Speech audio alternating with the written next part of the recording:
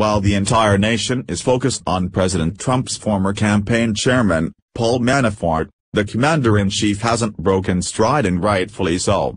He's been quietly and diligently working at one massive mission he's secretly been on outside the public eye, and now an exceptionally key person is in custody.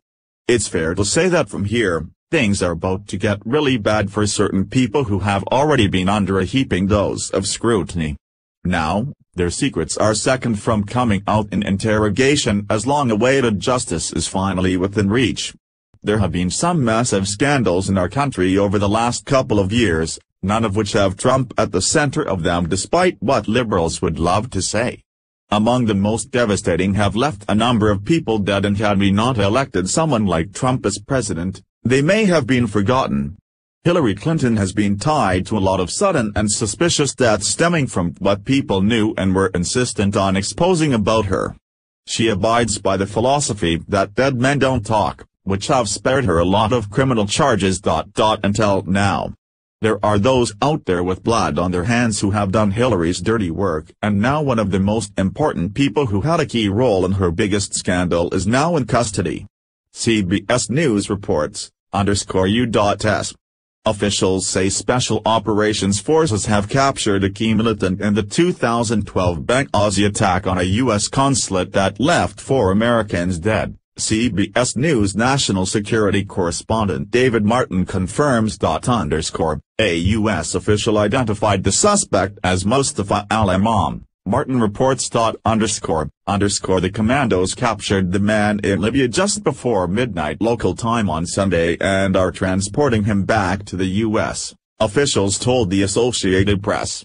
The suspect is in the custody of the Department of Justice and is expected to arrive within the next 2 days on a military plane, according to one of the officials. The officials said the mission was approved by President Donald Trump and done in coordination with Libya's internationally recognized government. The officials, who weren't authorized to speak publicly the matter and demanded anonymity, would not say where exactly he was captured. The September 2012 assault killed Ambassador Chris Stevens, U.S. State Department computer expert Sean Smith, and CIA contractors Glenn Doherty and Tyrone Woods. Had it not been for Trump in office, the victims of Benghazi would have had no chance justice, since Hillary would have swept the attack under the rug to protect herself and cover her actions that led to this punishing attack. Stevens and Smith died in the burning diplomatic outpost despite efforts to rescue them. Woods and Doherty died nearly 8 hours later in a mortar attack on a nearby CIA complex, CBS added. This is another step toward the damning answers that Hillary has been trying to hide from, as another of the terroristic killers was caught on the president's watch, who has made this investigation a priority. Earlier this month, another man accused in the attack, Abu Khadallah, went on trial in federal court in Washington. Khadallah has pleaded not guilty to the 18 charges against him, including the murder of an internationally protected person, providing material support to terrorists, and destroying U.S. property while causing death, CBS News explained. The attack was the fodder of multiple congressional investigations to determine what went wrong and whether the Obama administration misled the public on the details of the bloody assault. Ahmed Abu Khadallah, initial accounts provided by administration officials, notably former U.S. Ambassador to the United Nations Susan Rice, said the attack had grown out of a protest against an anti-Muslim internet film. Later, the administration said it was a planned terrorist attack. A 2-year investigation by a House Benghazi committee focused heavily on Clinton's role and whether security at the compounds and the response to the attack was sufficient. It was the Benghazi probe that revealed Clinton used the private email server for government work, prompting an FBI investigation that proved to be an albatross in her presidential campaign. This comes at the start of a new week for Hillary, who had a particularly rough weekend when her crimes stacking up against her, particularly after she was suspected in the death of another victim in the ever-increasing body count covered in her fingerprints. Information hounds have their paws deep in the dirt as they dig up ghosts of Hillary Clinton's past in search for any and all evidence linking her to the death of a prominent figure in American history. Truth seekers look for evidence that could lead to her to indictment and incarceration, but those who seek are coming up with mixed results. The hottest trending controversial conspiracy slithers back into relevancy in the wake of JFK's classified files being released, even though numerous items were redacted. This theory plots Hillary Clinton against JFK Jr. and suggests that she's directly, or indirectly, responsible for the plane crash that left JFK Jr. and two others dead, thus paving the way for Clinton to win an easy seat in the Senate and further her career.